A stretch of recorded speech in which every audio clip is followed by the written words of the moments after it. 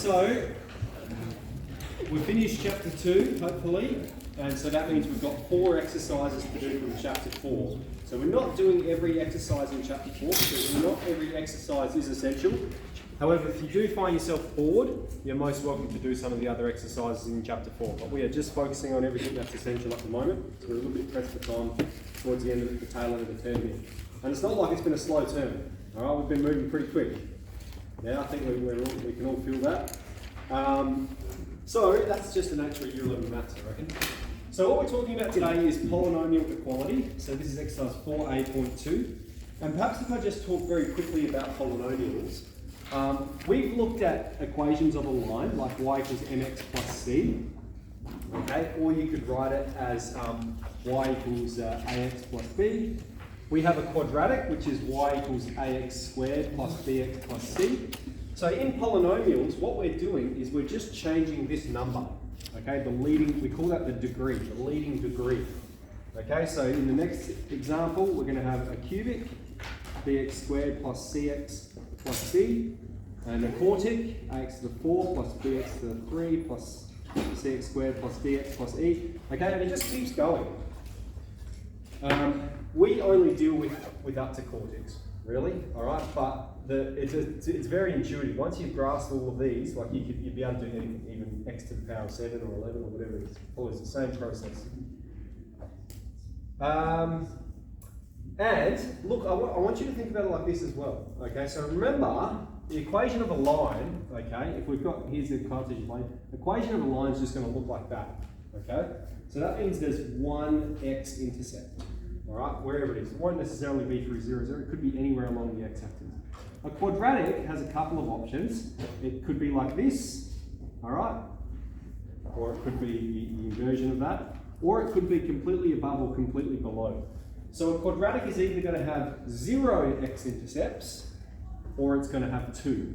Okay, so look, we have 1 x-intercept, 2 x-intercepts. We can see a pattern here. A cubic, potentially 3 x-intercepts. It's going to have 1 or 3. A quartic can have 1, 2, 3, or 4 x-intercepts. All right, so 1 x-intercept, 2 x-intercepts, and that's just corresponds with the leading degree. Okay, let's get into the examples. So what we're talking about here is if this polynomial is equal to this polynomial, it means the respective coefficients are equal to one another. So in front of here we've got ax squared, and in front of the x squared term here we've just got nothing. So we've got a is 1. All right. B, we're looking at what is the value in front of the x term. B is going to be minus 7. And then C is what is the constant term? C is the square root of 3. Okay? And then we're just applying that process. All right, it's going to get a little bit more complex. Here we've got the x squared terms. So we've got 4a equals 8. This follows that a equals 2. We've got b take 2 is equal to, all right, so that's the x term. We go, what's the x term of this one? The coefficient is minus 1, so we've got b take 2 is minus 1. This follows that b is going to be positive 1. And then our last term, we've got c take 9, that's our constant term, is equal to 5. C is 14. So we've found the values of A, B, C. That's what we're doing, finding the unknowns.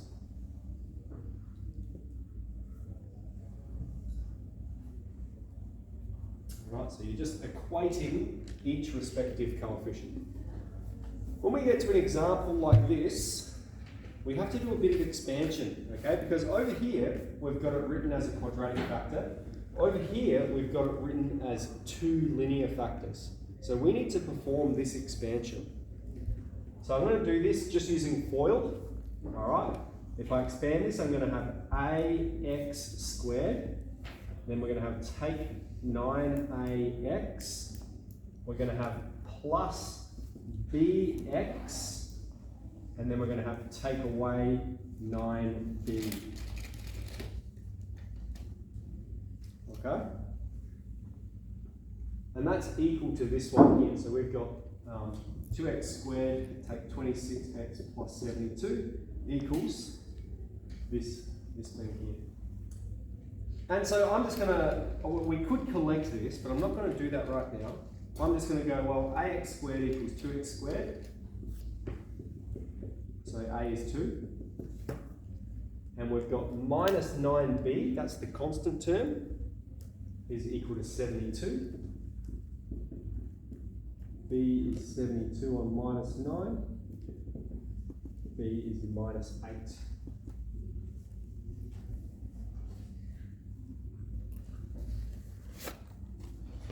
Alright, so what did I do? I performed the expansion, and then I equated this term and this term.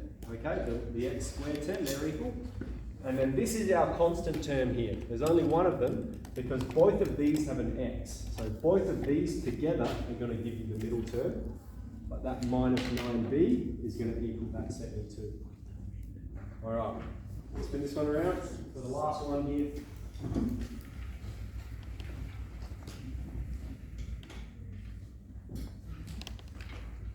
Okay, this time we've got a cubic. Okay, we know it's a cubic because the highest power is to the power of 3. Okay, if the highest power is 4, we record it. Potentially 3 roots.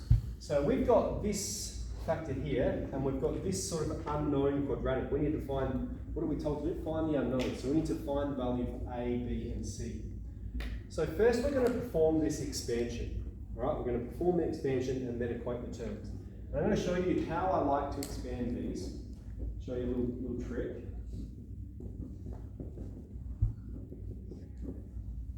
So first, make sure that you have the linear factor. Order of multiplication doesn't make 3 times 2 same as 2 times 3, so we can write it like that. Then let's perform the expansion. So we're just using the distributive law. And all I'm going to do first is multiply 2x through to each term. So I'm just going to do it straight beneath it. Okay? So watch carefully here. We're going to have 2x times ax squared. That's going to be 2a x to the power of 3. Alright? It is 2x times ax squared. That's going to be 2 times a, and x times x squared is x to the power of 3. So we've got 2a x to the power of 3. I've got 2x times bx. Alright, so we've done that one. Now we're doing this one. 2x times bx. That's going to be plus 2bx squared. And then the last one, plus 2cx. Alright, so I've multiplied this first term through. We're just methodical. We go 1, 2, 3, and then we go to the next term, positive 1, and we're now going to multiply that through. Alright, now when I multiply this through, I'm going to go 1 times ax squared. I'm going to write that underneath here. Alright, and the reason I'm doing that is because they have the same x value. Okay, here it's ax squared, here it's 2bx squared. So I've done 1 times ax squared. Let's do 1 times bx, and that's going to go under here because both of these are the x term. Right? So that's okay there, 2c and b. And then the last one, we're going to have plus c. Okay, what I'm going to do now, the reason we've set it up like that is so that we can collect these like terms. So what we have is we've got 2ax to the 3. Now here we've got 2b plus a times x squared. So this is how we're going to write it. Okay, that's why we wrote them on top of one another. So we can see what is it we're adding together. Here we've got 2b plus a times x squared. And then here we're going to have, in brackets, 2c plus b times x. And then our last term is positive c. Now remember, all we've done so far is expand this, and we're told that this cubic is equal to this cubic here. So I'm just going to write this one straight underneath it. We've got 2x to the 3, take 9x squared, plus 7x, and plus 6.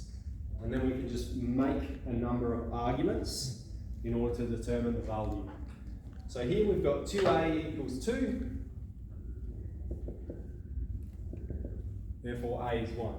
Okay, these are equal to one another. They're the leading term. So we've got 2a equals 2. Therefore, a is 1.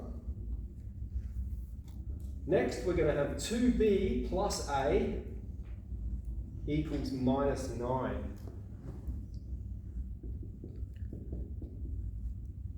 Alright, that's from there. We've got, these are both the x squared terms. So that coefficient is equal to that coefficient. And that's why we grouped it together. Now we've already found the value of a. A is 1. So we're going to plug that into there. We're going to have 2b plus 1 is minus 9. We're going to have 2b is minus 10. And b is minus 5. So we've found the value of b.